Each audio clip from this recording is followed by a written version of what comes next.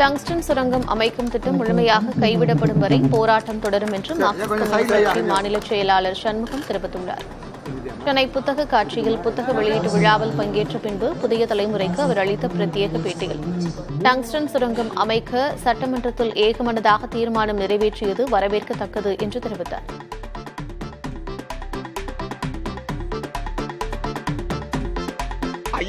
பேர் மேலையும் காவல்துறை ஒரு பொய் வழக்கு போட்டு அது பொதுமக்களை மிரட்டுகிற ஒரு காரியம்தான்.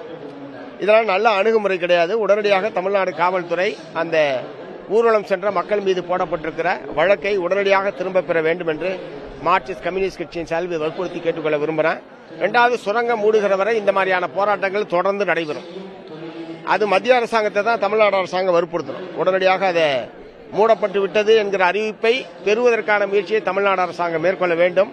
அதன் மூலமாகத்தான் இந்த போராட்டம் முடிவுக்கு வருமே தவிர காவல்துறை வழக்கு போடுவதனால் அந்த போராட்டத்தை முடிவுக்கு கொண்டு வர முடியாது. அதை உணர்ந்து கொண்டு தமிழ்நாடு அரசாங்கம் செயல்பட வேண்டும்.